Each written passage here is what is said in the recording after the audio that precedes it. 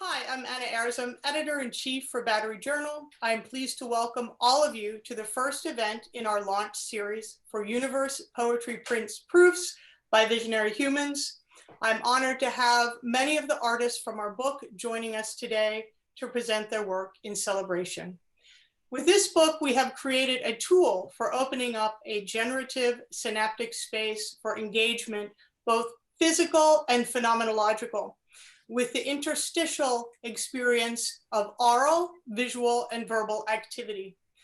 The result is a synergistic connection between the left and right sides of the brain, creating new pathways.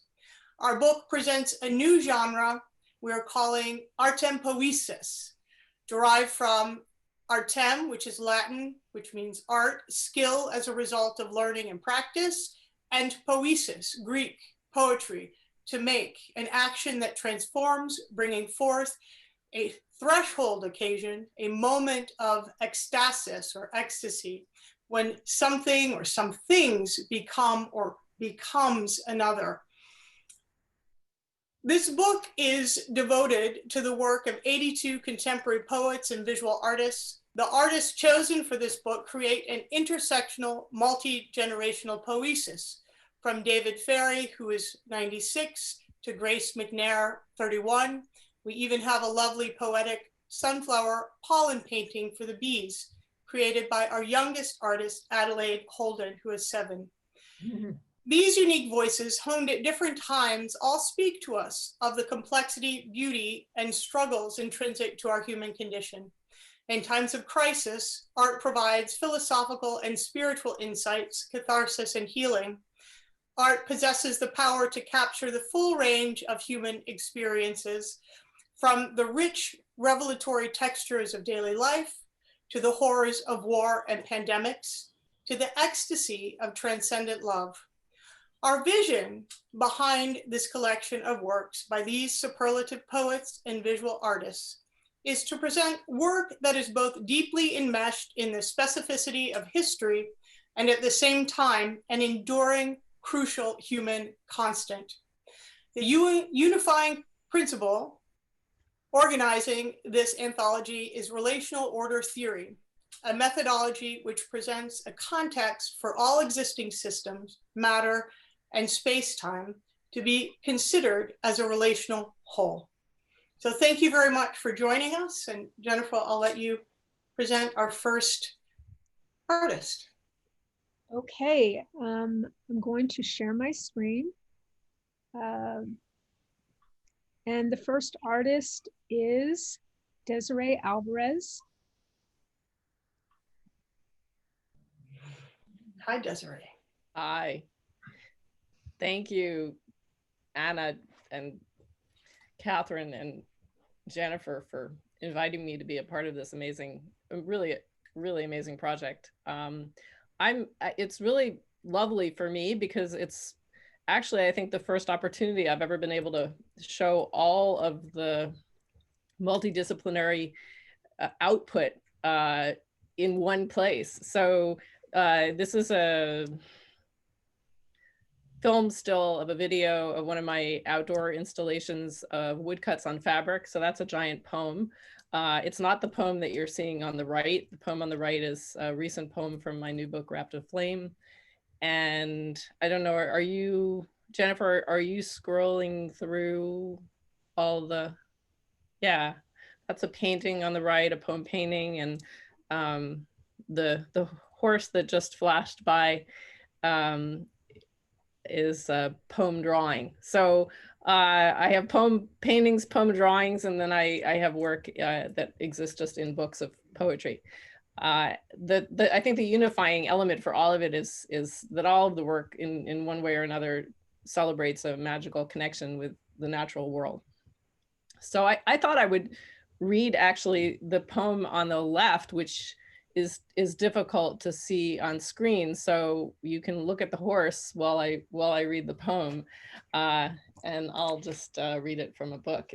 The poem, the drawing is called Secret, and the poem is called Shame. And I guess I'm reading it because it really is about being a painter. So it brings together everything that is representing me in this really beautiful book. Shame. As if I did not know the secret inside the moth's dingy wings is the blue of the cornflower. We build our lives around the shapes. The chair from Van Gogh's bedroom, Enzor's masks, Botticelli's diadem. I stare at Titian's flayed fawn, willing the old master's thick brush strokes to be my own. I want to be fearless, to not care about the after, to be with the horses. Between the wild and the mind, a long cry. How can love replace habit as my refuge? What we give up before beginning is dearest. I have not been gentle enough to anything. And, well, thank you. Thank you. Does anybody have anything they'd like to say? Could you read another poem? Sure, I can read another poem. Be lovely. I could read the poem. Let me see if I can. I can read the poem on the opposite page with a sort of a brief intro about it. This is a new poem, and it was actually written maybe 2 years or so before the pandemic hit. So little did I know that this poem would have so much bizarre, twisted resonance.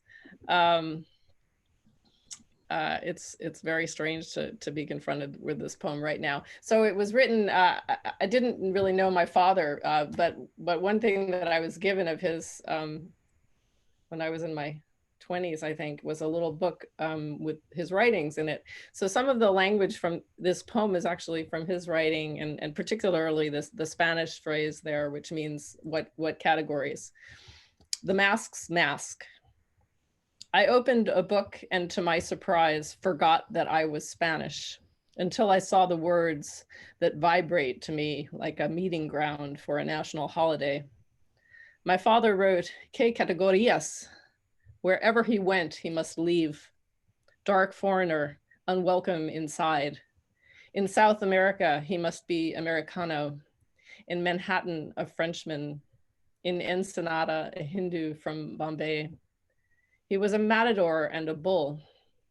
Midnights, all his faces assembled in a ring for him to spin off like a red cape over and over until the stranger visited who wears no face.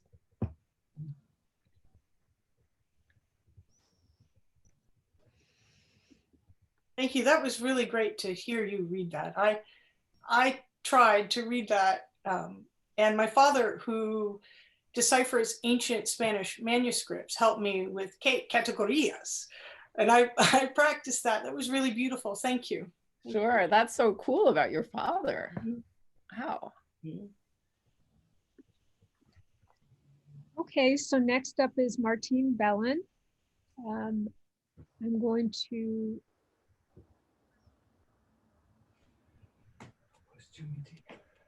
Should Mo speak about his work first? Sure. That'd be great.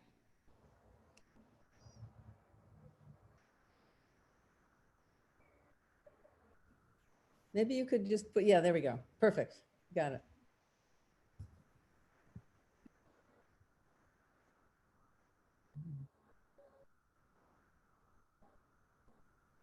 Mo Haskins, if you unmute yourself, I think that you can start to talk about your work. Really, I don't have anything to say. I think visual art is for looking at and not talking about. And so I'll let Martine do that and do her poem. And these were chosen by her to accompany her work for whatever reason she had. I don't know. But thank you, and that's all I have to say. Okay, thank you, Mo. So I visited Mo's studio a good number of years ago, and when when On Owlet's Wing was going to be published in Battery, and I'm very pleased about that. So thank you, Katherine and Anna. I thought of Mo's work because there's a very metamorphic quality in its abstractness. And when I read the poem, you'll see I'm working with the rule of 3 in the poem, and the words and the images and the sounds are constantly transforming, metamorphosing, and there's this kind of fast, kinetic experience in the words and in the structure of the poem. And I felt that these abstract images carried that same quality. So I'll read the poem now, On Owlet's Wing. And I'm going to read it here because it's because it's a little, I think the type is a little small for me to read on screen. So if you want, I think that's too small to read. So if you want to keep the camera on Mo's art, maybe that would be more interesting. On Owlet's Wing. 3 hexes, 3 gins, 3 jinxes, a slip of the tongue, the pen, a meme, in spite of, in spirit of. 3 minstrels, 3 magi, 3 mermen, trip through this life-death, death-life subway ride with tunnel token reverie, tracking skyscapes and star streams, third light from the sun. 3 fears, 3 minds conjuring magic for 3 problems, 3 meals, fillet of fenny snake, oyster choker stirring spell, 3 witches wander depth perception, a 3-fold death, a procession across the declination of the magnetic North Pole and her counter sister, an incongruent cruise of mirror lapses and minor gaps. 3 murderers, 3 minefields, 3 mangy cats. A swallowing frog wrenches its eyes into the roof of its mouth, wears yet a precious jewel on its head. 3 wayfarers, 3 murders of crow, wingdip, a boar hair brush, a character formed in a swoop. Unilineal ladies who sup on dreamers. The kindness of weakness, kindred, spirit, kindles in the heart hearths. Feed it kindling, feel it, the harmony of 3. 3 eventides, 3 wizards, 3 weeping willows. A trace of lace unveils the ritual thicket. For instance, air bare of connectivity tears off worlds of sounds. I wasted time and now doth time waste me. Windstorm tangles affairs of a nightmare. Plant roots in earth's earrings lie in restless ecstasy. 3 hearts of octopus, 3 irises of cat, 3 eyelided camels. 3 itches, 3 sneezes, 3 snares, constellation radiant over a sequoia copse, where 3 wrenches venture 3 guesses. When shall we 3 meet again? Foggy shapelets, dusty bits from 1863. 3 termites, 3 tremors, 3 trolls, trace edges of thought to 3 harpies, songsters of stars composed of lyrical anxiety, 3 humors, 3 nerves, 3 souls. Skyweaver spinning 3 filigreed multiverses, vibrating 3 tenses spanning 3 time zones, fusing space into an alphabet of itsy owls, burrowing, trilling, shuddering. Thank you. Very nice. Okay. We have Ryan DeWalt.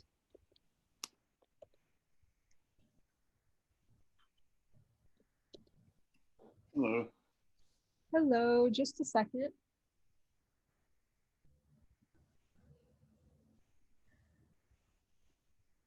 Ryan, do you have a particular image you'd like me to put up? I think those are fine. Okay. Yeah, maybe just like that is fine.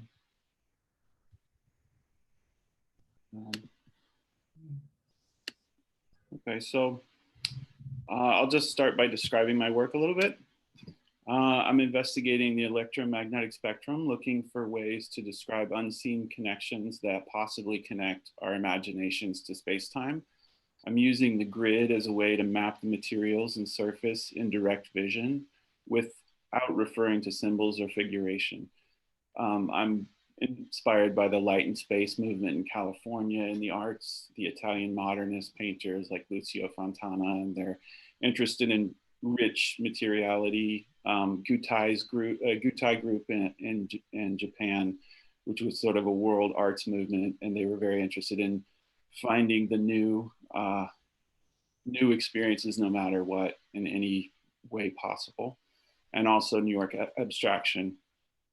I first started using magnetism as an analogy for unseen connections, at which point I began to see the phenomenon of attraction, repulsion, and binaries, and how deeply it's embedded in language itself.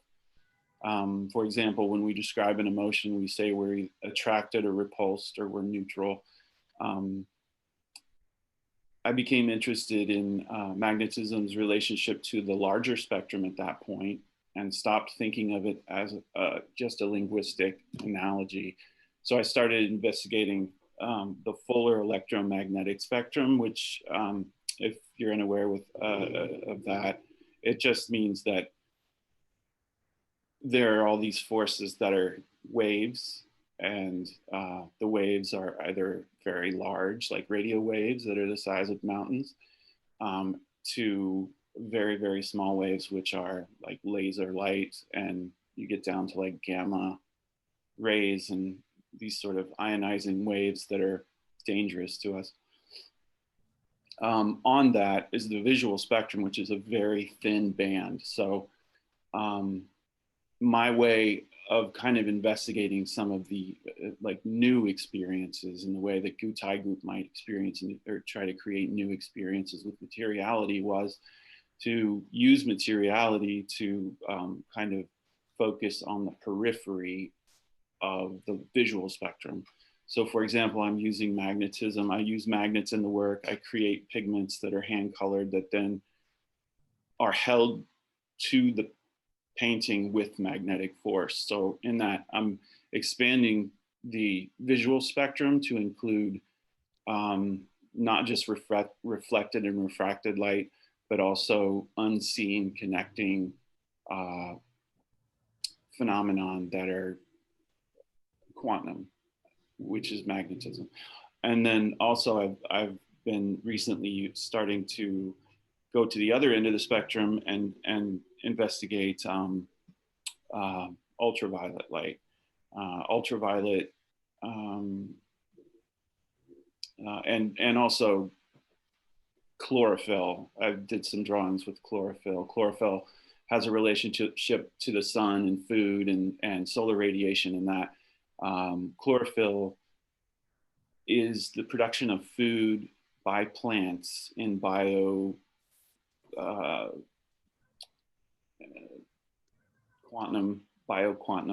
phenomenon, creating food from radiation, ultraviolet radiation from outer space. So there's this relationship to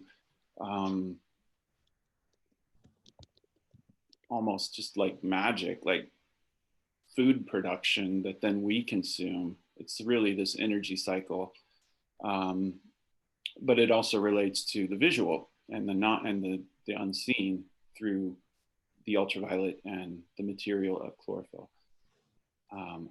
if that's very clear or not, but I've been investigating the spectrum and unseen connectivity these forces have on our physical, on our unseen world. I'll just throw a quote out by Marshall McLuhan. I've been looking at him. He basically said that we've moved from the printed word.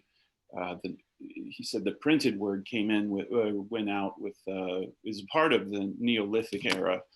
And we've entered into the electric text, which is, you know, screens and computing, which is an extension of our spine and our nervous system. So our bodies actually are bioelectric. They're interacting with these forces. They're interacting with our computer screens and the magnets, the electromagnetic spectrums that are happening within all of our devices. We might think we're separate objects from these things, but we're actually within a field of these things. We're extensions. We're kind of cyborgs in that way. So my work, I've begun using the grid very organically to just sort of map the surface of the thing that you see in front of you, so that it's really trying to deal with the spectrum and the materiality of the phenomenon that are occurring in front of you, whether maybe more felt than known, I guess. And that's basically what I have to say about the work.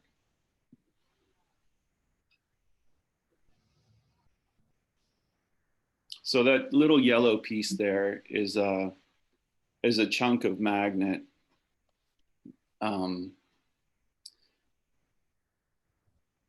This is like a foam substructure, the green one. And I've cut into the foam and inserted magnets under the surface of the painting, almost like doing a surgery. Like I called it, it's like getting a nose ring, or like body alteration, right? There are people that put get magnets embedded in their skin surgically so that they can do these sort of magic tricks of lifting things and a variety of things, which fascinated me as this subculture. And I kind of included that in this work, in that I was using this foam, upholstery foam, and then filling it full of polymer, and then doing these surgeries and putting magnets into the surfaces, sewing them shut. And then when they dry, they're rigid surfaces, but they look like these sort of weird skins, alien skins or something. And then the pigment is hand colored, and then it gets just sprinkled on there. And it's actually being held to the surface just with magnetic force. So it's a direct relationship between the magnetic force and refracted light, which is my invention. It's a new experience. You can see in the orange painting, there are these sort of lines that go through that. Those are called lines of force. That's just from the magnetic material pulling these particles to the surface, and then I fix them to the surface with a clear fixative. And in some cases, like the one on the right, the green one, the magnet is actually in the painting holding the pigment to it. And then behind me, you can see the pigments that I'm creating now. They're ultraviolet sensitive pigments that will be on the surfaces of the new paintings. The end. Very nice.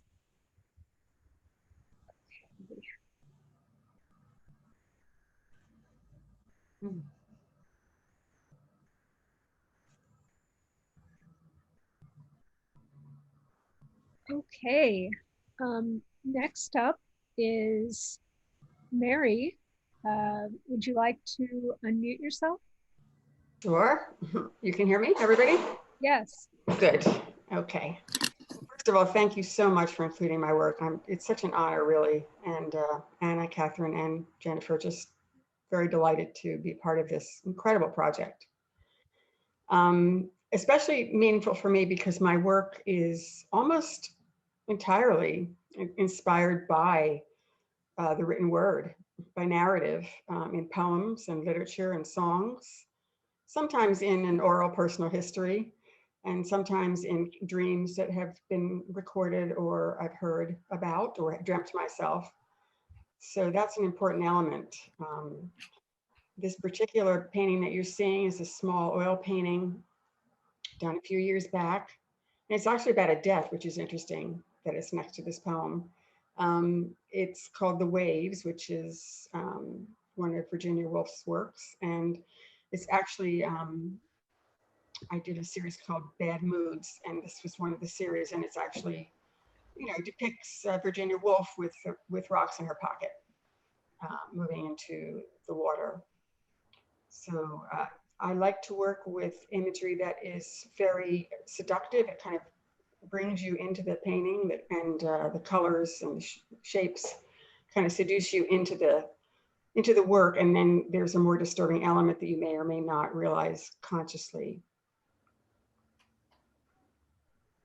I don't know how this works. Do I just show one painting, or?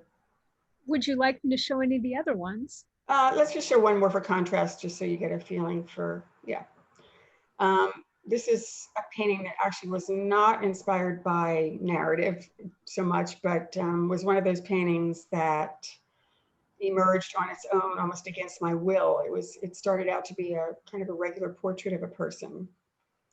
And this other force kind of took over as I painted it. I'm a very kind of expressive and painter, and I work relatively rapidly.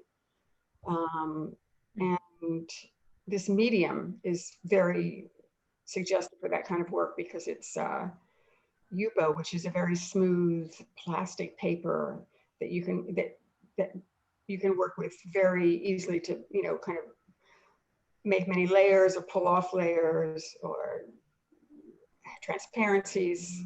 It's a very bright white surface. So that was certainly part of the process. And it turned out to be I call it a father inside out, because I realize it's a kind of a portrait of my father if you could see his inside rather than his outside. Mm. So I guess the other thing I would say about my work is that I'm, you know, whether it's a narrative association or another one, I'm looking for a kind of a emblematic moment, a moment that kind of grabs you.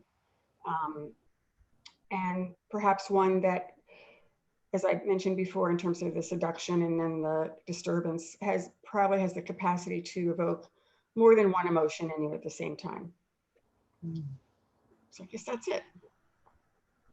Hey, Mary, thank you so much. I just love those paintings. And I just wanted to say I paired them with Alan Shapiro, who I haven't heard from.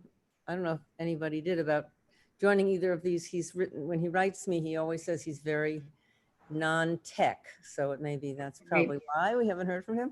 But I did think they worked really well because he does do these sort of self-portraits. They're kind of ironic and they're kind of, you don't know how much it's really him, but it worked really well with Mary, who has this kind of very sort of a psychologically penetrating thematic to her work. So I thought they'd work well together. So I urge everybody to read Alan's poems, even if he doesn't. Yeah, they're great. And look at Mary's next to them, because I think they're an interesting combination. Thank you. And next up is Peter Dudek. Howdy. Yeah, I'm basically a sculptor, although I do some curating and writing, and I teach at School of Visual Arts and Hunter College. But I'm showing a print, and the print is part of a series called Avatars and Specters. And Lee Miller is one of the avatars. And here we have the eyes of Lee Miller, or actually one eye really, that Man Ray photographed. And I mirrored it so that The Glass House by Philip Johnson sits between the two eyes.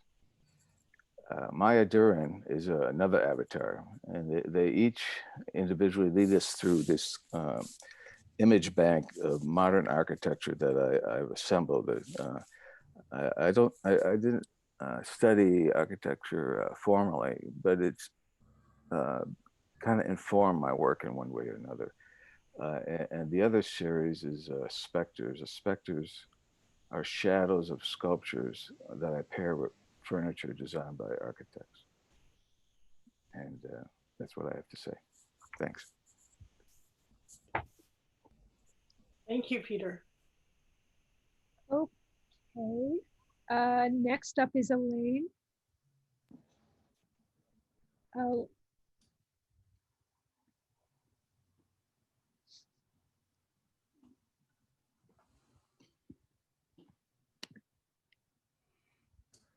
Can you hear me? Yes.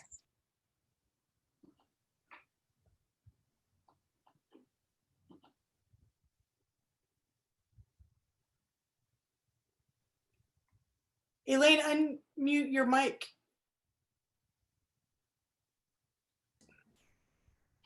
Good. Thank you. Okay, now? Yes. Good. Okay, so I'm Elaine Equi. I'm a poet. I teach at the New School in their MFA program.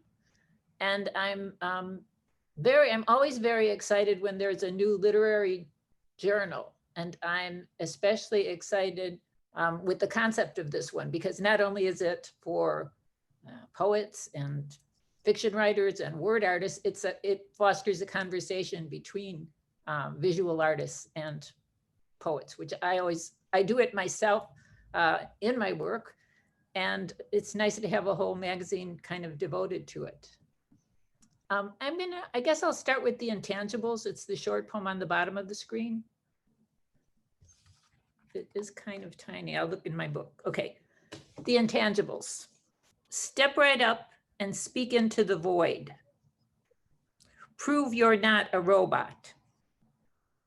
Answer the question, what color is the silver basket? Enter the sequence of numbers written in the sky. Look past the dazzling confounds. Move to the high percolations at the edge of. And I'm going to read one other poem called The Gazebo Effect.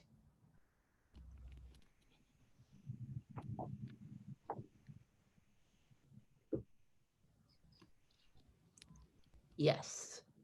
Okay. Huh. Mirrored garden. Interesting. Okay. The Gazebo Effect. So I think when I wrote this, I had misread the words placebo effect. And I thought gazebo effect was a far more interesting idea. So this is the gazebo effect. Stretching long legs under the sombrero of the gazebo. Exercising lazy eyes in the airy gymnasium of the gazebo. Feeling circularity at the magnetic heart of the gazebo. Wallace smoking a clove cigarette in the transport station of the gazebo. James Schuyler, still in pajamas, watching the Nature Channel in the lounge of the gazebo. Gathering restless days, shades of blue and violet woven into the basket of the gazebo. Thank you. Yep. Thank you so much. Thank you. That was beautiful. Thank you. Really rich.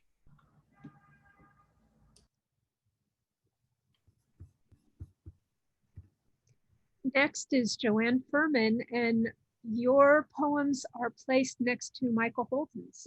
So you could present together or separately. Michael, do you want to talk first, or do you want me to read first? I guess I was going to read not this poem, but the Are We Having Fun Yet? Okay, there we are. It's this, okay, I'll read this. Wow, that's a cool picture with it. I like the feeling. It almost feels like a merry-go-round. Okay, which is cool. All right, so this poem is called Are We Having Fun Yet? And I wrote it for a reading series that Albert Mobilio curated, where he asked everyone to write a poem on the theme of fun.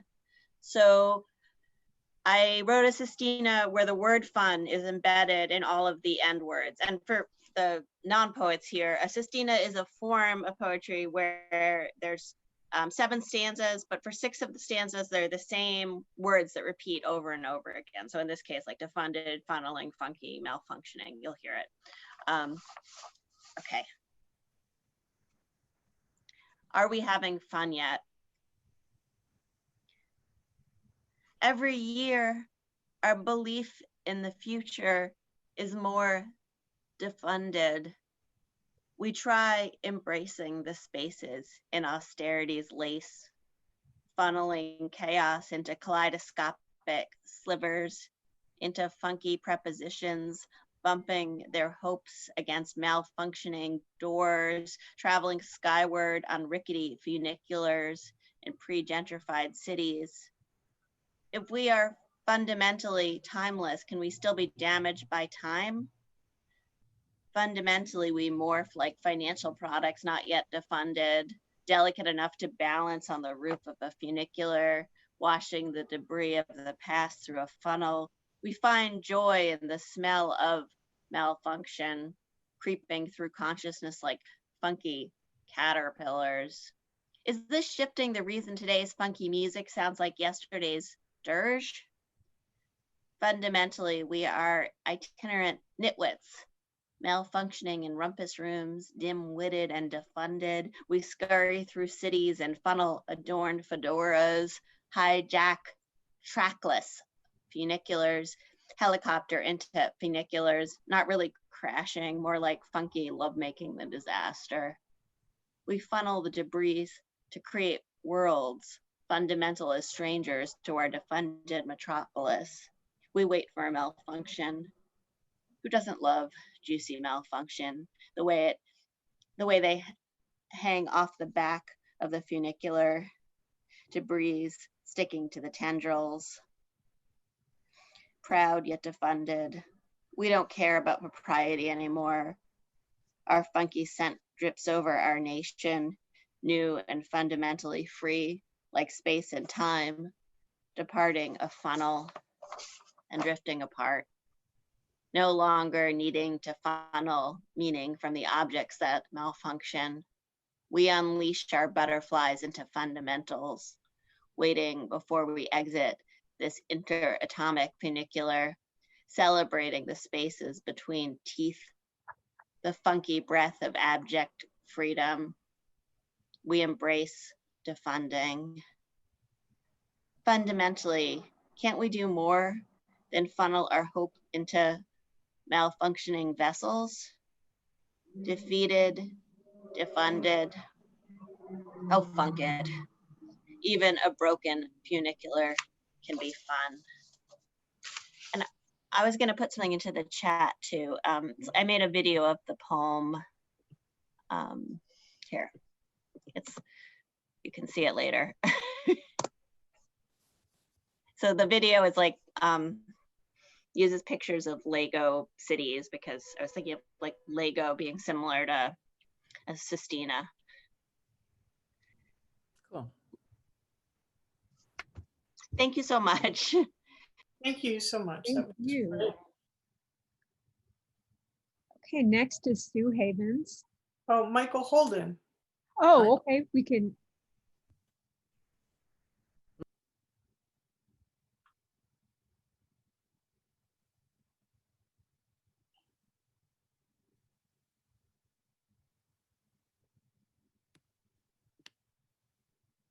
Michael, would you like to talk now? He's trying, but he's muted. Okay. No, he's still muted. Michael, unmute.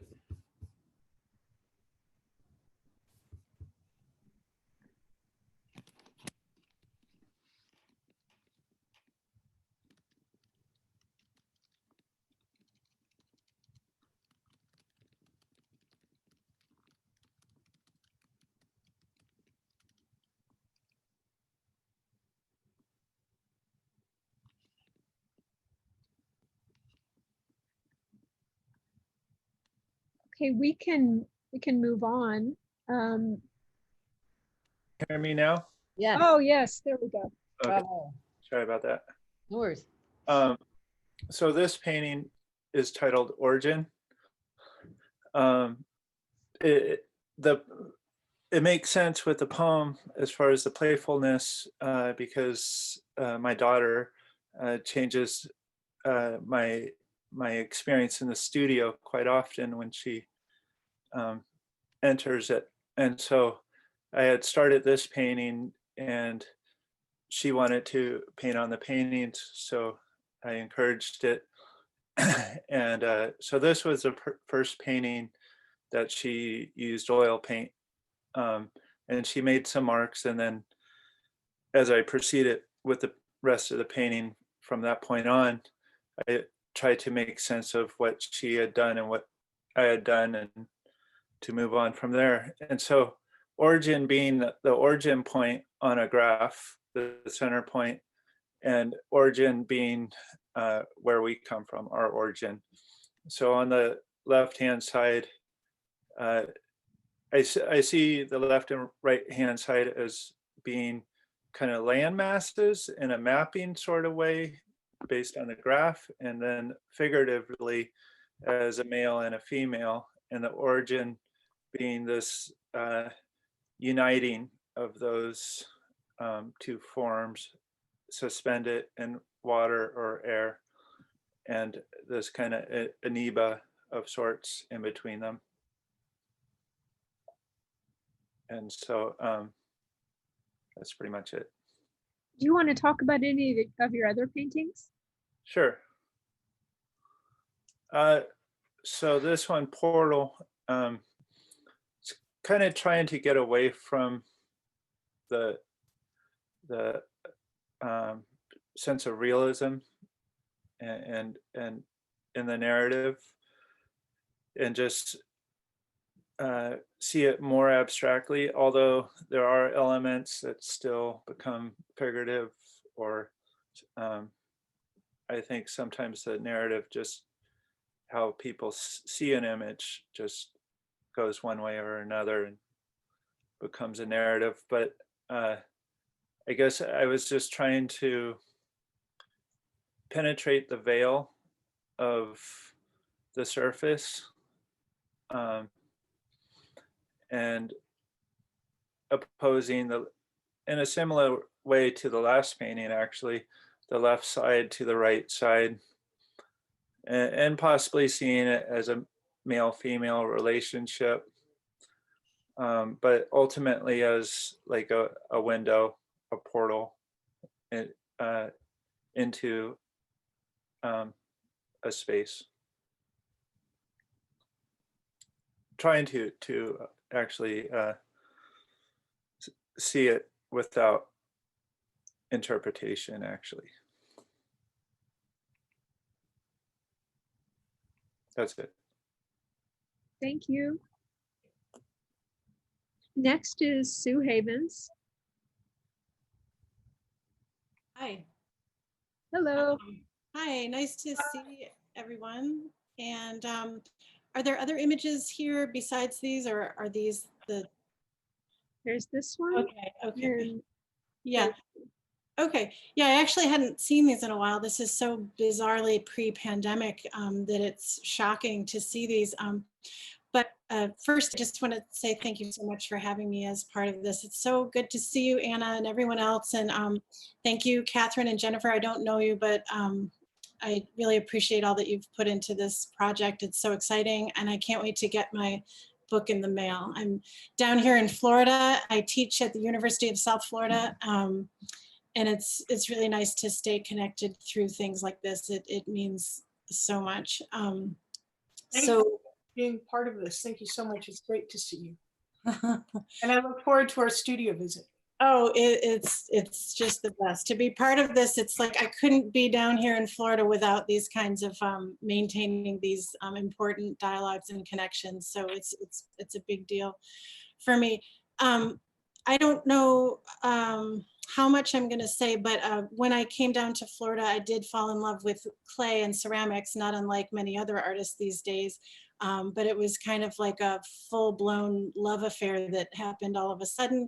And my sort of paper-shaped things became dimensional, heavyweight objects that had a kind of a history that I'd been craving for a long time. And so some of the content of my work, which although abstract, I think I'd like it to have some kind of emotional weight to it. And I think some of that I found in these clay structures that I've been making and in the installations I've been making with paintings and ceramics. I guess, you know, this piece on the right reminds me a little bit of like blocks or children's blocks, and I do have a 7-year-old. So I think that must have come into play. And they're rearrangeable block stacks. So they're sort of like these mobile sculptures.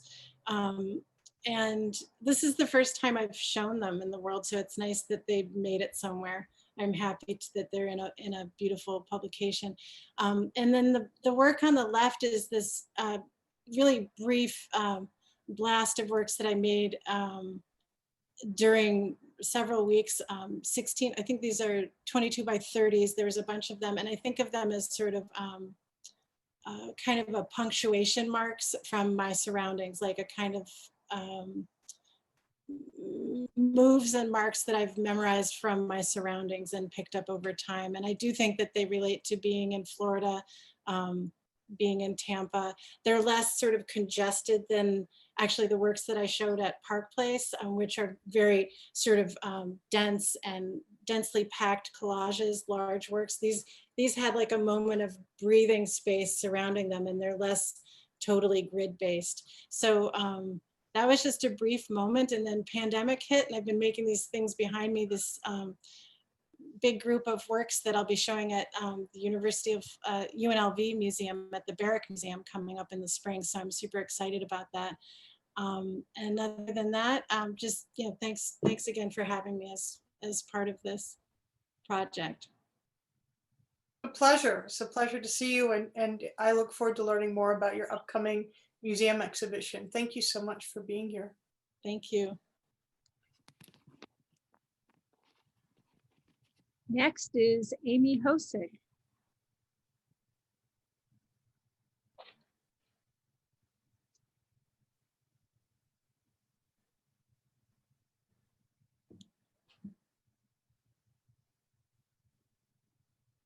Well, thanks for having me. This is such a beautiful publication, and the conversation so far has been so inspiring. And I will share my screen in a second to just share work that's new, but we are looking at this beautiful piece that I'm so happy my poems are next to, by Anna. After seeing this in the proofs, I went on to Anna's website and just started getting obsessed with her work. And it's so vibratory, and I feel happy that it's next to these really small poems that are somewhat ethereal, and they pass quickly. So it just feels like they are happy to be next to each other. And just to thank Jennifer as well for all her caring work. Yeah, and Katherine Jackson, who was the original contact, and also equally obsessed with her sculptural work with poetry. And just investigating that relationship between text and space is so important, I think, to think about into my work. And so if it feels all right with you, I'll just move into, I just want to share this work that is the first time I'm sharing it in public. It is a collaboration with sound producer Patrick Todd, and it'll be 3 of the poems that are in the book. So maybe since I wasn't sure exactly how the form would unfold, I just put them, we made a short video, very simple to go with them. So I'm gonna try that. Do I need to unshare my screen? Or just to enable sharing. Okay, cool, great. Let me try this. And it looks like still the host is disabled. If you wouldn't mind enabling share screen, I'll just be able to. Okay, one moment. No problem.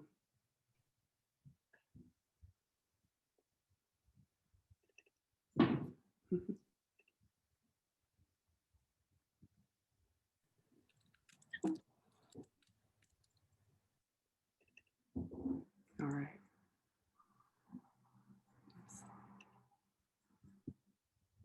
Does that work for you? Yes, that works. All right.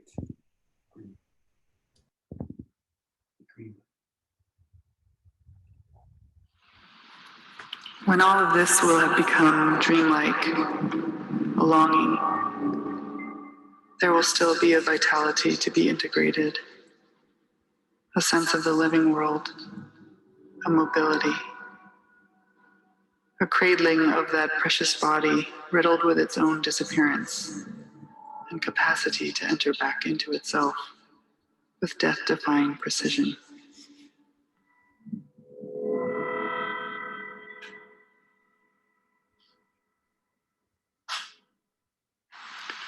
I want you to take hold of me. I'm not afraid. I've nothing to possess. So much of life is invisible. What remains? Take hold of it. I want you to. Or else, like the others, I'll disappear.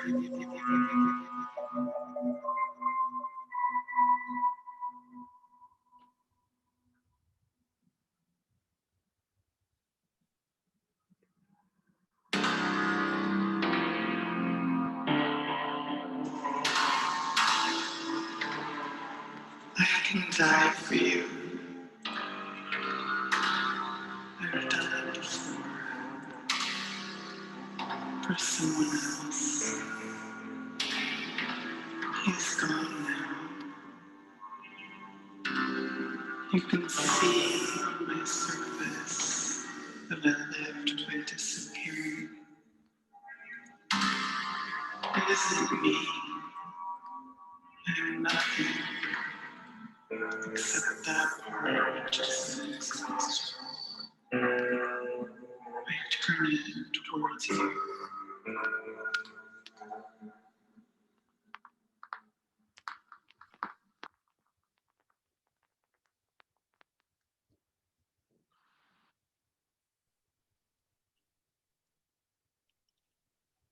Wow, that was, I almost started crying there. Honestly, that was so powerful. Yeah. Thank you. Thank you for that. That was incredible. And thank you for the high praise regarding my work. I'm honored to be paired with you. Thank you.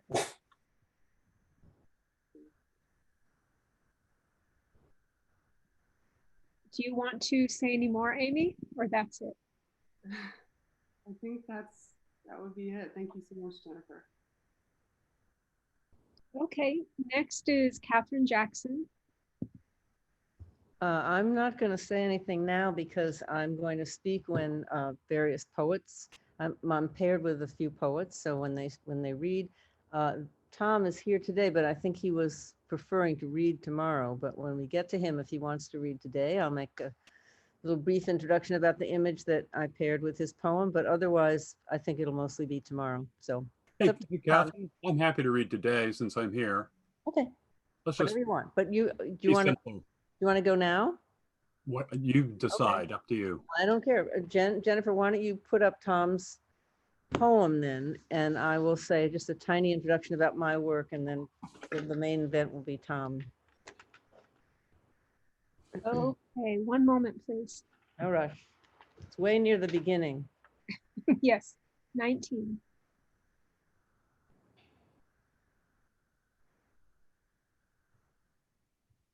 There we go.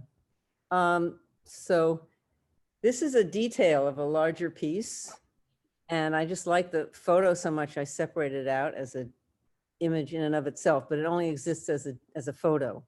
The piece itself is 2 panels of etched glass. It's about, I forgot the size, but like 40 something inches by something on the side. I don't know. And then in front, I have a glass disc hanging, and the disc is maybe 2.5 inches thick. It's just two pieces of glass that have been, glued together. So you look through that for just a part of the whole image. So that's what, and you get all this reflection and so on. But this photograph, which is just, as I say, just the lens, is called This Fabulous Shadow, which is a fragment from a poem by Hart Crane, an elegy to Herman Melville. And the full line is, "This fabulous shadow only the sea keeps." Somehow it had an underwater feeling to me, and especially kind of this lush azure underwaterness that Hart Crane is so incredibly brilliant at evoking. But it struck me as just uncannily appropriate for Tom's poem, which is about, oh, I should say in Hart Crane's poem, which you should look up, it's only, I think, four short stanzas, and it's this gorgeous elegy for Melville. A whale makes its thrashing appearance in the third stanza. So anyway, this Tom's poem is about, it starts out with the image of a whale's eye. So it just I couldn't think of anything more apropos. So that's all I'm going to say, Tom. It's your show now. So. Okay, well, Katherine, you're totally right. It was uncanny how these two things crossed. We certainly didn't plan it that way. But one thing I love about the images is that it has the appearance of an eye, but all with that kind of burst of aqueous color in it and the kind of radar screen graphicness of it. And it also looks like this instrument that's looking deep underwater or out into space. And given the fact that you mentioned Melville, that's actually one of the places where, this poem came from. I mean, the poem is called "My Mother Has the Eyes of a Whale on Her 92nd Birthday." And of course, the poem comes out of, going on a whale watch, which I'm sure a lot of you have done. But also, it's what Katherine was talking about. There's a wonderful passage in Moby Dick in which Melville starts to speculate on the nature of the whale's eyesight. And that's because the whale has its eyes in the side of its head. They're not, located in the front. So it doesn't have binocular vision. And so Melville begins to speculate whether or not the whale can entertain two separate images in its brain at the same time.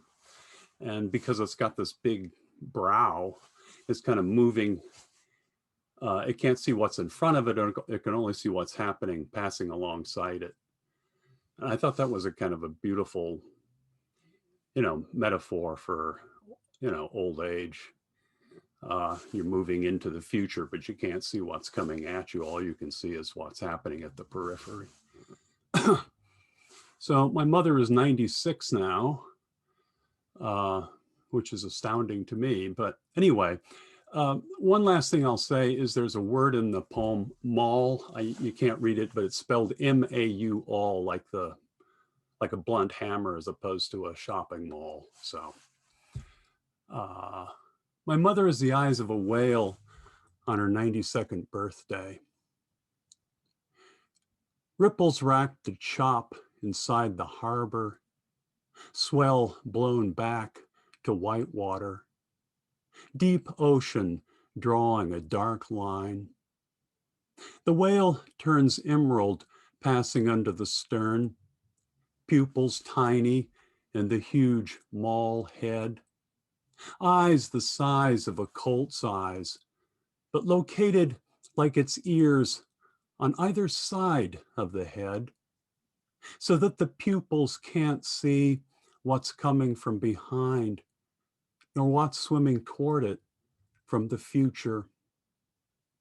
As if the salt and pepper head were to tower upward like a great mountain between two lakes in the valley, so that your pained eyes would always see two different sights at the same time. In one eye, your sleepless nights. In the other, your drifting, lightless zones. Thank you. Thanks, Katherine. Thanks, Anna. Really wonderful to be part of this So collaboration. much, Tom. That's great. Thank you so much. That was really amazing to hear you read that. I've read it, and I was really dying to hear you read your poem, as well as everyone. I really wanted to hear the poets read their poems. Thank you so much. That was really fantastic. Thank you. Larry Crone, you're next. Hi. Oh, Um, I should disable sharing and put you on the screen. Yes? oh, either way, or yeah, I could actually share maybe just a larger version of one of those visuals. Okay. I don't think you need to watch me while I'm singing necessarily. Okay. Won't put you through that. One moment. There. There we go. Okay. I think I'll do this one. You seeing that? Oh wait, your thing is still up. What would you like me to do? Oh, I thought, was I gonna share? Oh, okay. No, this is fine. I was gonna do like a larger version of just the visual piece. I can do that for you. Okay. Okay. I mean, unless you think, I don't. Do people want to try and read the words as I'm singing? This is the song I'm gonna sing. They're sort of small, but Yeah, I don't think we can see them, Larry. Just yeah. take. Okay. So you may as well get a closer look at the visual thing.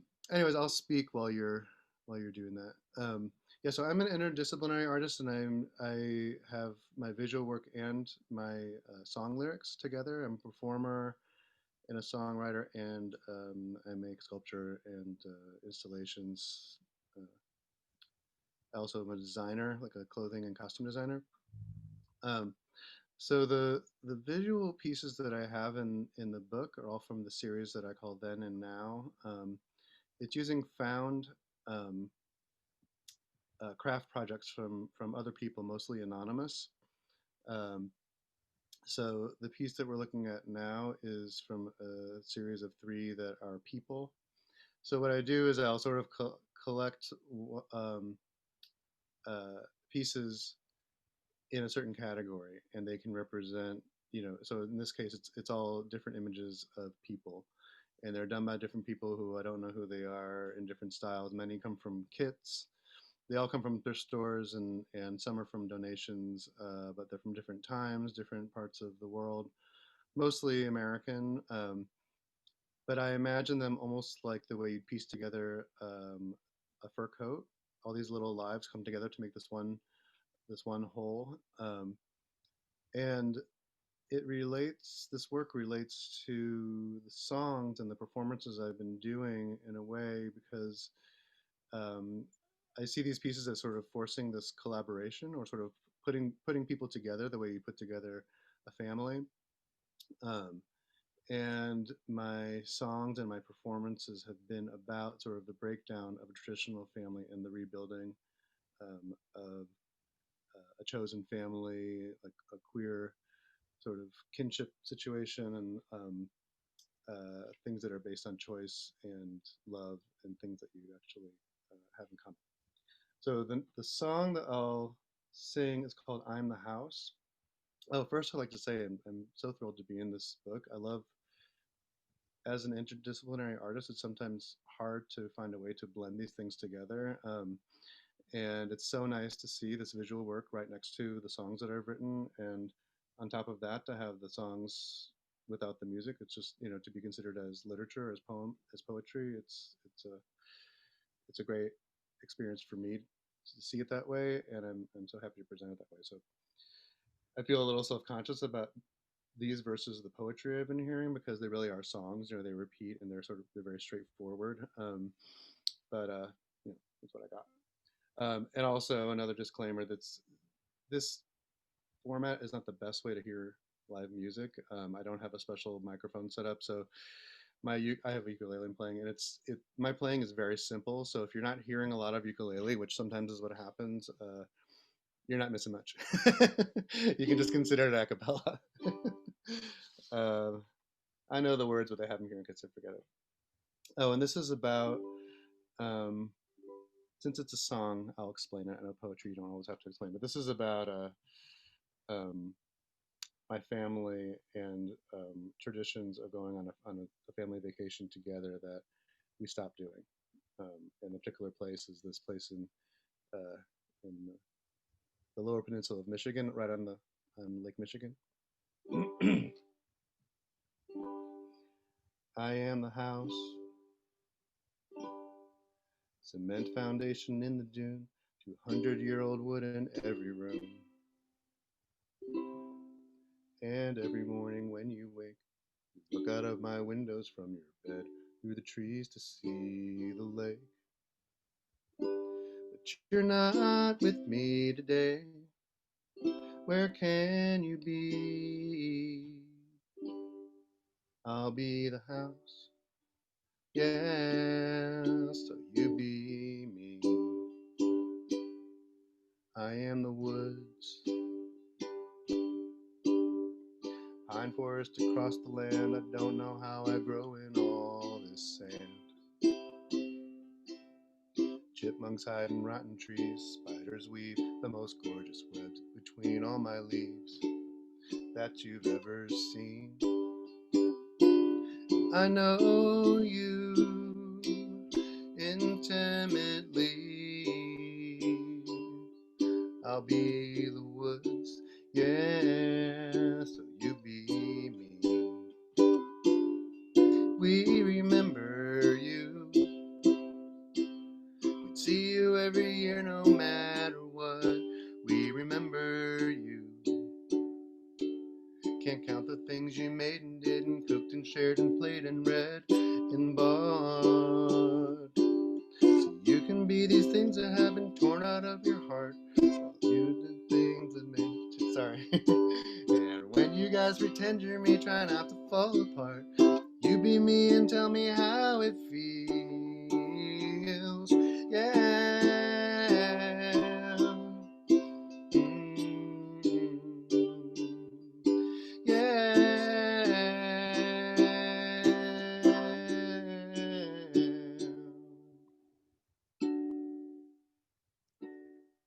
I am the beach where the sun goes down and makes a magic path of sparkles on the lake. You drink a beer and feel my breeze. I comfort and remind you of your place in this big world while I get my sand all over your feet. Where have you been, our friend? We thought that we would see you growing old every year at the same time, just as the weather's growing cold. Wherever you may ever be, we'll live inside your soul eternally.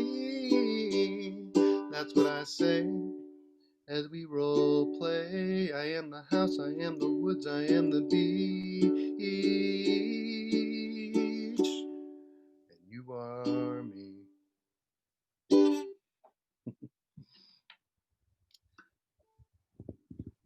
That's it. Thanks, everybody. That was a great interlude. People are crying. You've Good. Good. I did my job. Thank you. Thank you so much. I think that's probably enough for my time. The other song's about that long, but what's your feeling as far as who's the... I would think that it would be really lovely to have that as sort of as a parting song. It was so lovely to have as an interlude, really. I mean, it really occupies a different psychological and physiological space. It felt good. Good. All right, thanks. It all feels really good, but maybe if you don't mind, would you kind of play one of your pieces at the end? Sure. Yeah, okay. If you want to. Yeah. Perfect. Thank you. Thanks. Okay, next is Grace Mcnair. Hello, I'm just turning my camera on. My name is Grace. I am a poet and healthcare provider in New York, and I'm really happy to be with you all today. Thank you so much to everyone who made this project possible. Can you hear me? Yes. Okay. I think I'm going to read With Such Permanence as Time Has. It starts, I am lost. Yeah, I think I'll read that one. And then I'll read one new poem. So I chose this poem because it's about an experience I had on the subway, which is not an experience that many of us have at the moment.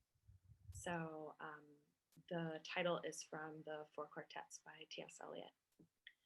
With such permanence as time has, I am lost, I am lost, I am lost in space, says a man on the train, flashlight strapped to his head, sack strapped to his body, blowing notes high and loud as he can, twitching in his blue jeans, twitching in his high tops, and we are motionless inside.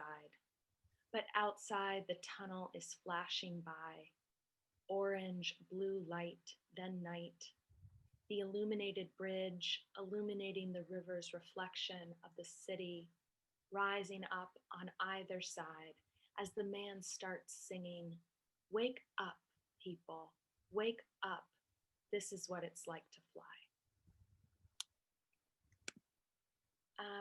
And then the last poem I'll read is a new poem from a series that I'm working on about a midwife who lived from 1735 to 1812 in Maine and lost multiple children to a pandemic. The series comes from some archival research that I'm doing around her journals. So the speaker of the poem is her, but it's also me in a certain way. It's called Ghost Apples. Ghost apples. No sweetness, just air and ice and light. Ice that stays ice despite what gleams against it. My face distorts. Red nose, blued lips, damp curls continent the ghost apple's curved surface. And through it, all appears white, except for blurs of green and brown grass, under which experience tells me rabbits sleep.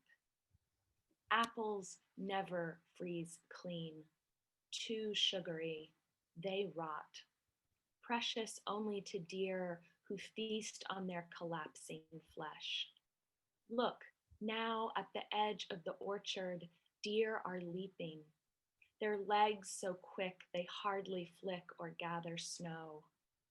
Little else in the world is as careful as a deer. Little else is as afraid. Experience tells me most fear is wisdom, foresight even, except when the world and I see each other like this. Well, that's exactly it. We see each other, and in that seeing, I slip out of myself, as an apple, given the right conditions, can slip from its encasement of ice. Some say it's a myth, but I've seen apples fall to meet the doe's soft mouth. The ice holding what the apple was, even as it becomes something else. Thank you so much. I'm really grateful to be part of this project with these wonderful poets and visual artists. Hey, thank you, Grace. It's so great to sort of quote unquote, air quotes, meet you. We've had it's so nice to meet you emails too. back and forth, but never met you before. So Yeah. that's beautiful reading. Thank you so much. Thank you. Thank you. David Rich. On mute. Okay, can you hear? Yes. Oh, Hold on one second, David. Richard Fine was here. He seems to have left. Did you see that, Jen? But he hasn't said, he never said he wanted to read, but I should just point out that David's paintings are next to Richard Fine's poems, wonderful poems. if Richard's around and would like to read, I would love to hear it. Yeah, he was here before, but he's gone now. Maybe he'll come back tomorrow. I don't know. I'll write to him tonight and see if I can get him tomorrow. Anyway, David, I didn't mean to invade your space. I just wanted to put out a call in case he was here. His name seems to have vanished, but he was here before. But go ahead, David. I'm eager to hear your presentation. Okay. Inextricable configuration, dusk. Shapes group together and lock in, setting up a spatial structure that shifts as implied connections or ghost images assert an alternate read. Visual situations for durational seeing and thinking. Just work to spend time with upon the slow read. That's what I got for that one. I don't know if you want to see others. This other one, okay, this one here is convex inverse.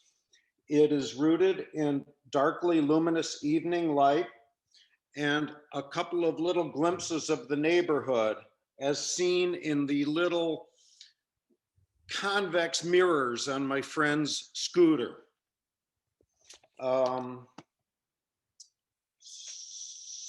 So let's see, something about that curving light, seeing that curving space, the light before us as well as behind us. Paintings involve negotiating challenging spaces, and in this way they function as a kind of psychic location device. To do so, it includes a confrontational aspect. Okay. And there's one more. There it is. Call and response. Cecilia's Corner. A lot of my paintings have nicknames as well as titles.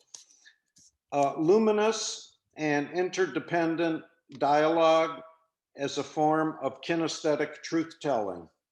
Certain people, Cecilia was my grandmother, make an impact upon us that is magical in its mix of compassion, tenacity, and strength of character.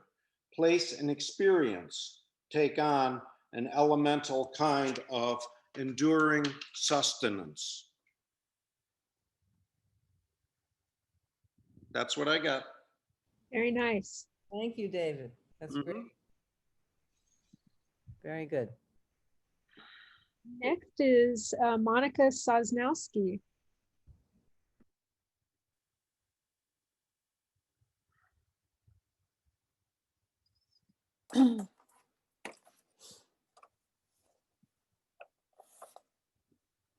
Okay. Hi. Hi, everyone. Can you hear me? Yes. Okay, hi. So my name is actually Monica. My apologies. No problem, Jennifer. I did not hear you earlier, so that's okay. But it's great to be here, and thank you, Jennifer, by the way, for all the work that you've done, and Anna and Katherine, Anna, for inviting me to be a part of this monumental, incredible, amazing work that you have put together. It's really so delightful to be with all of you today, and I'm just getting so inspired. I'm loving each and every one of your presentations, poems, the song. This is really terrific. It's like one of the best days that I've had in a long time. So thank you. So these are a couple of my images, and I'm guessing they're not being paired with any poems, right? I wasn't sure how this was going to work. Poems in They were not. Okay. All right. So they're actually paired with one another, which is quite lovely. So in my work, I contemplate the nature of being in time and place.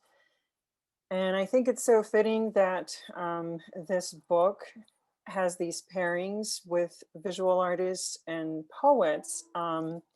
I, as a visual artist, a photographer, really often think of my photographs as these visual poems. So I love to be included in this body of work.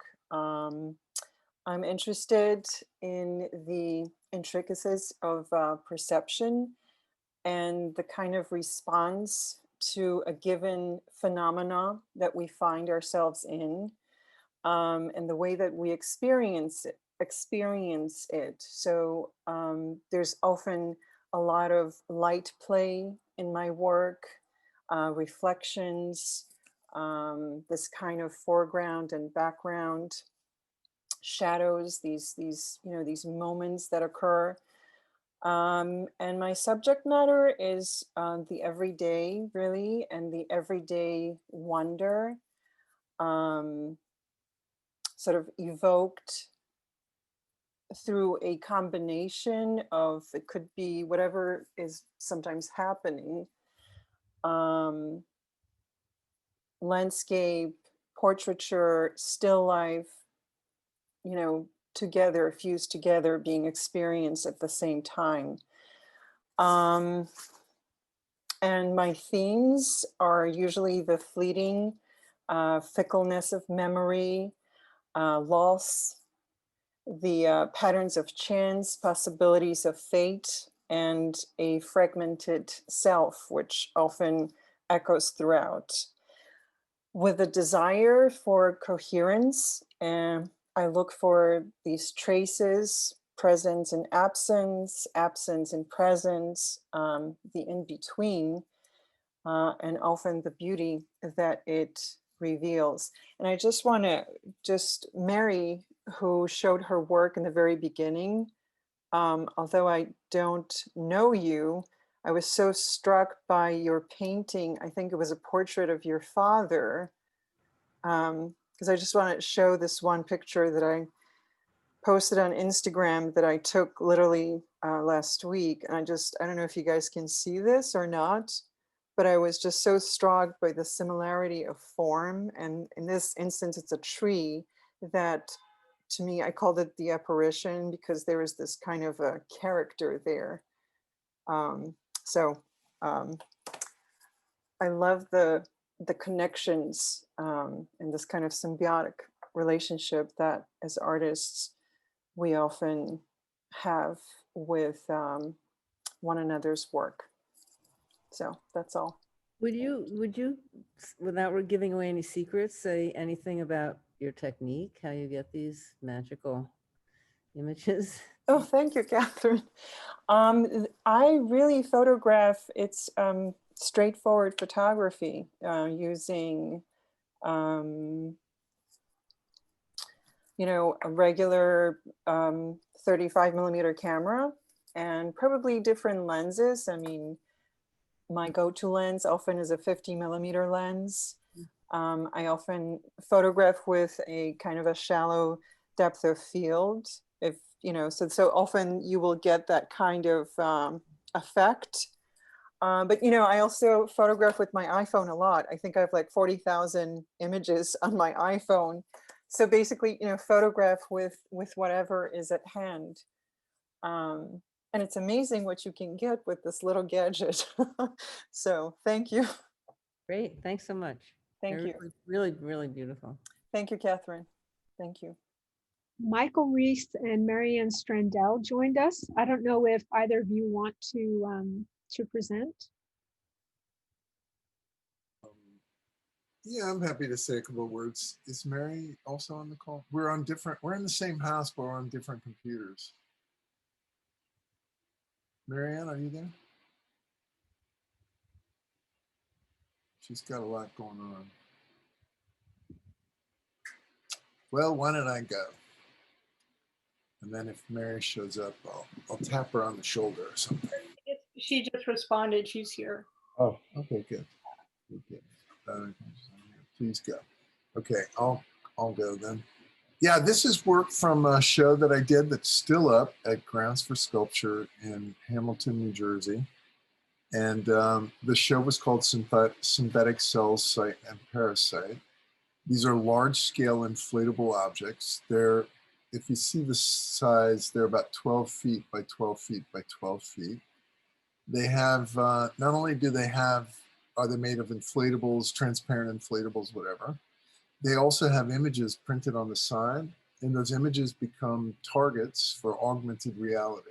So the image you're looking at on the right side has a tablet, and the tablet has a special software that I authored, and that software looks at that image and then loads, you can't tell very well from this picture, but in this case, each piece had a different experience, but in this case, it loads ants crawling all over the clown's head and every which way, all over the sculpture, all over the clown's head, et cetera, et cetera. And the show had about, I can't remember if it was 6 or 7 works in it.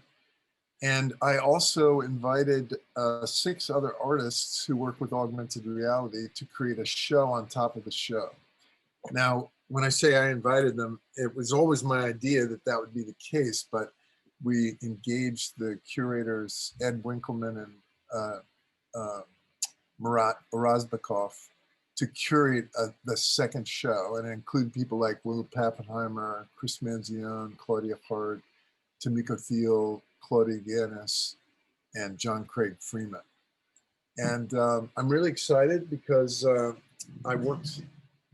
always wanted to have a big book. And so I have a big book. And it's pretty big. So, and the essays were written by the curator, Tom Moran, and also by the director of Grounds for Sculpture, which was Gary Schneider, and also an essay by the art, sort of media art historian and critic and thinker, philosopher, Eddie Shankin. And then to boot, Ed and Murat, or Ed Winkleman, wrote another essay as well in the book. And the general, there's a lot of ideas in this work, and it's a kind of an opera, and it's kind of a, what I call the collision of utopias. But at the same time, I had done this show previously called Clowntown, and Clowntown was a very sort of political, analytical kind of show. And I just really questioned how far that got me or got anyone else. And so I decided for this show to put the focus completely on joy and to make the experiences as joyous and enjoyable as possible. And I really had a great time doing it. You know, just the inflatables themselves have a sort of a summertime feel, a beach time, summertime feel. And then the experiences are so manic and so crazy, and they don't really make a lot of sense per se. They make sense in my world, in my little head. But, you know, the clown to the ants maybe makes the most sense. But there was another one in which there were a wall that then became pigs walking around. There was another one that had a fly that would fly up in the air and flip around and then land. There was another one that had a flock of butterflies came flying out of the sculpture. Another one had a turtle that was like a clock. Its head came out every 3 seconds and rotated around the, you know, it came out every 3 seconds and rotated 3 degrees. And then the other artists did fantastic works. They weren't thematically connected. They were connected in the sense of being portals to other places, experiences, people, and things.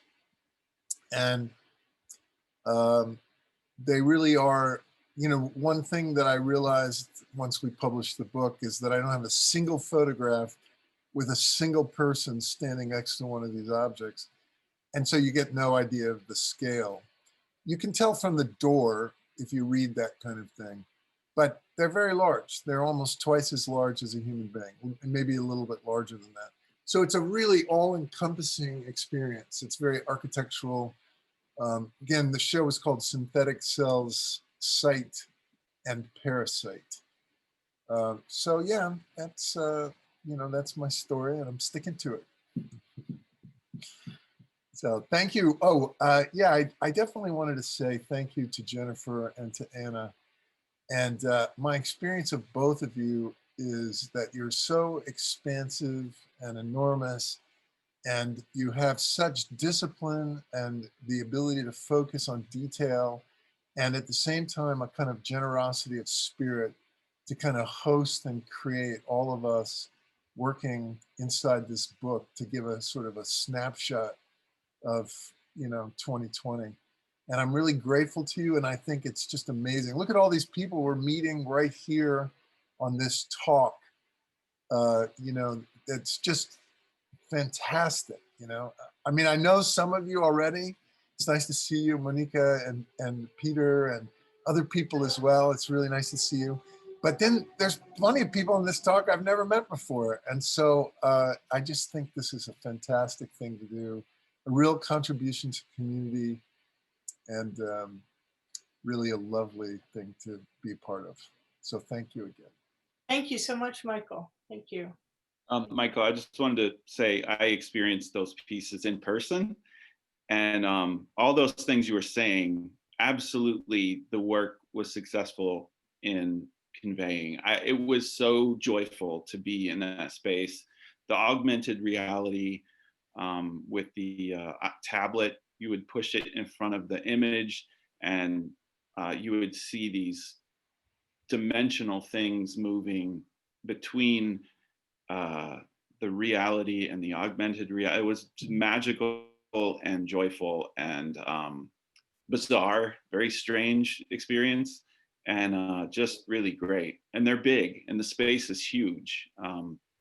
So I think it's a 4,000 or 5,000 square foot space. So it's a big, big, big space. But thank you, Ryan.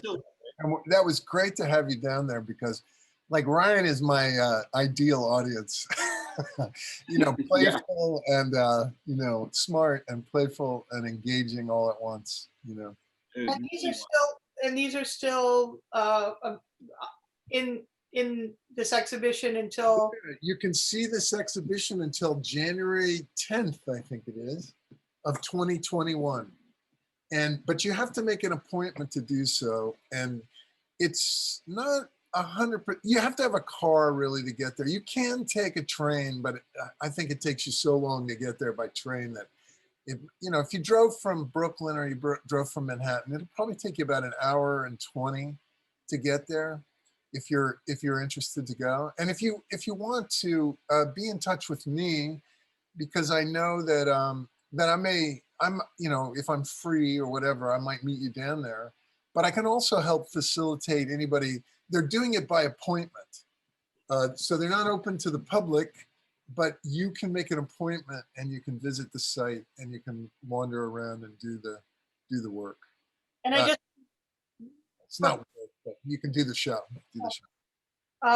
It's a real pleasure, really, to see it in person. And also the catalog is amazing, really great essays. So I recommend that people also purchase the catalog if they can. Where can someone buy the? Why, thank you for asking, Anna. You're welcome. I wasn't sure that I wanted to end my presentation on a consumer note, but nonetheless, you can get the catalog at Amazon.com. And then there's another. I'm sorry, Anna. What is that site that is the local bookshop site? Is it bookshop.org? Bookshop.org.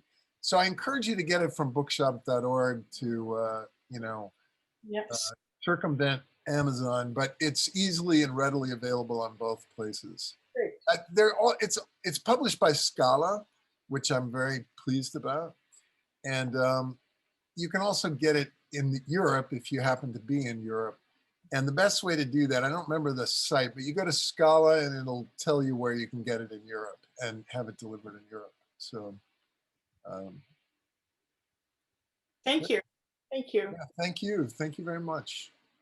I've been experimenting with optics and color and really photonics, like light and color on a very small scale, and making studies and experiments with light and color and capturing those experiments in different ways.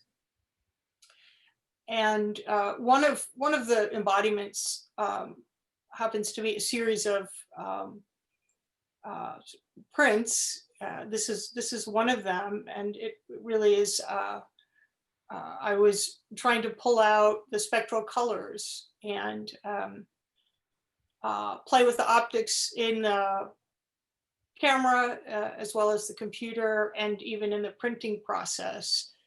And they are very much like our eye, our eyeball, in terms of the way the camera and the computer process color. So this has been an ongoing process of experimentation and embodiment, which I've been working on for the past, maybe since 2014. So it's a kind of a ongoing experiment.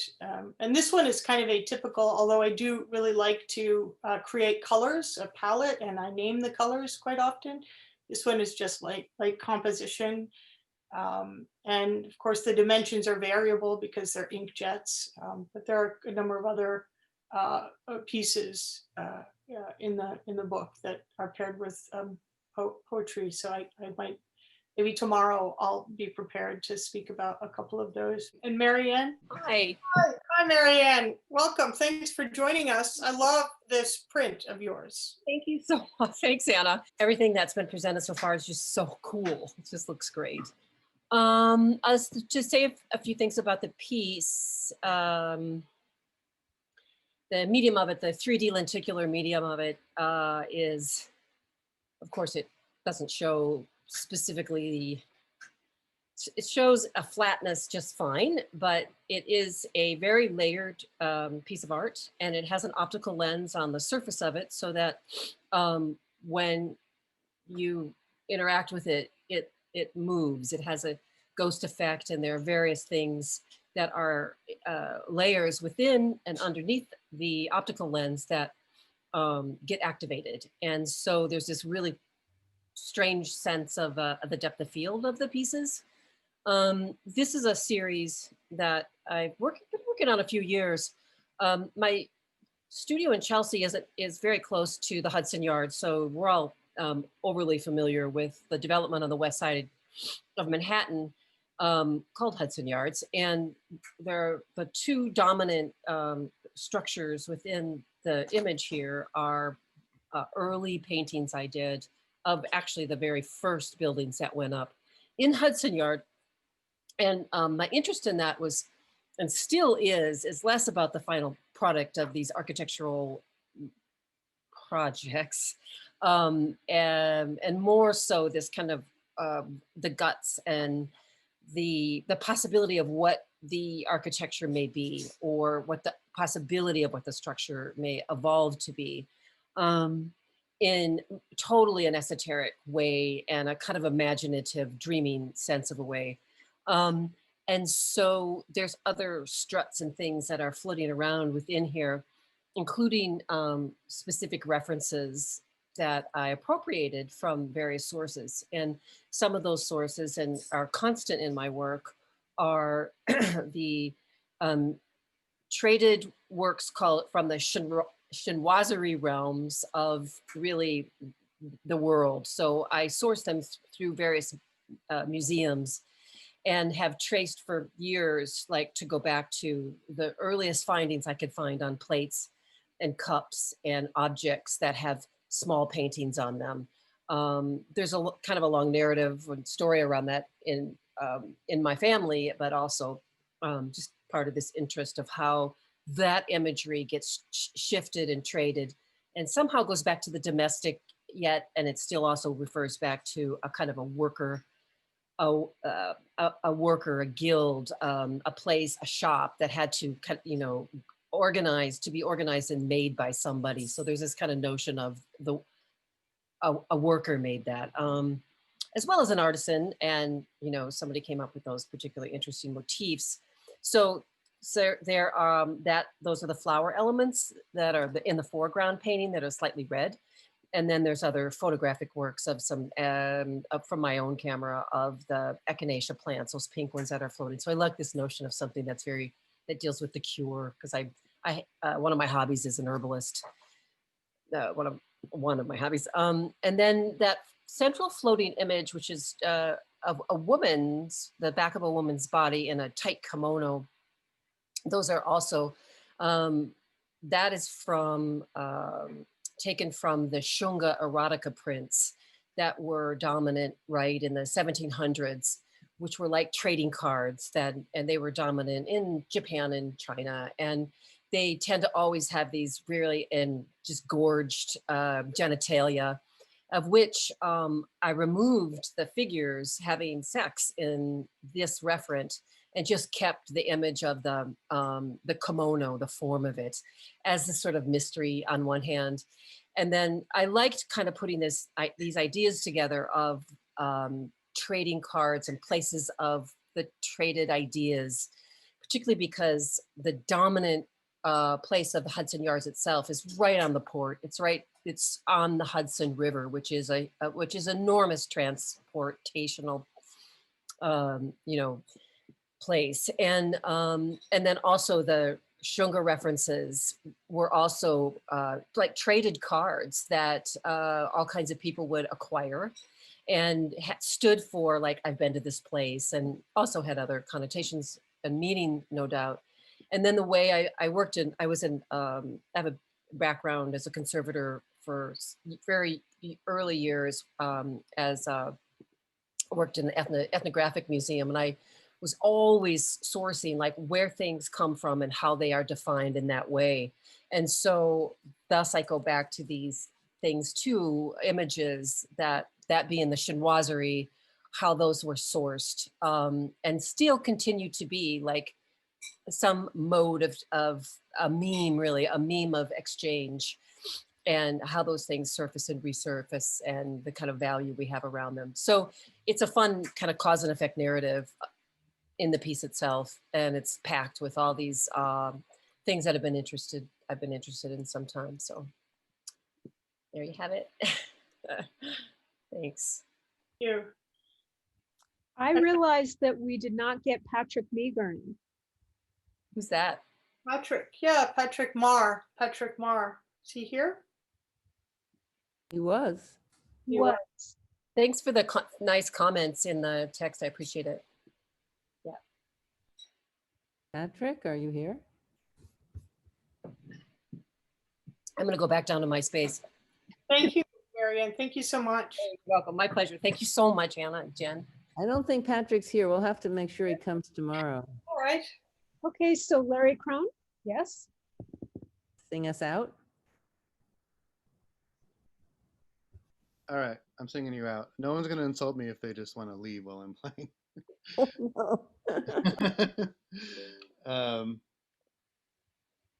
This is a sad one. I was going to do the happier one, but this is the one I'm ready with. So it's called Beyond Repair.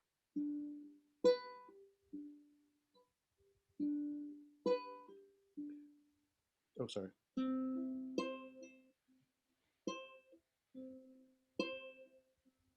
A balloon that's been burst,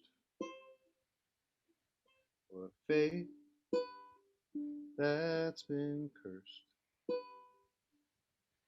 like a goose that's been cooked, or a soul overlooked, like a priceless antique that's been dropped at our feet. You and I are beyond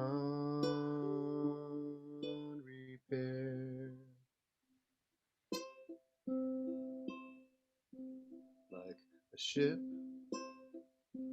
that's been sailed, a Dear John already mailed, big crack in a bell, a souffle that fell, like a chemical change. 911,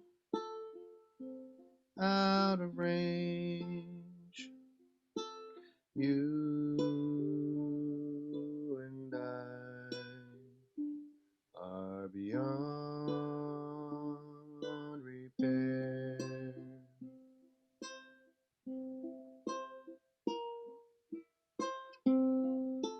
It's not like me to conceive.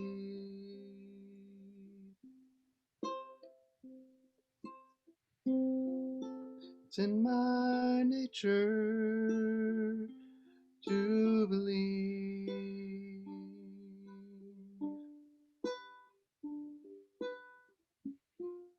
But the only way to be free is to accept there's no more you and me.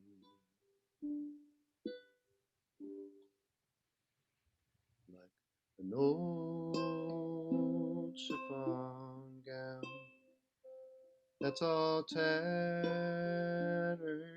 and brown, like a cheese that's gone bad, or a brain that's gone mad, like a farm that's been sold. We're an old broken road that's too broken to repair. Yes, you and I are beyond repair.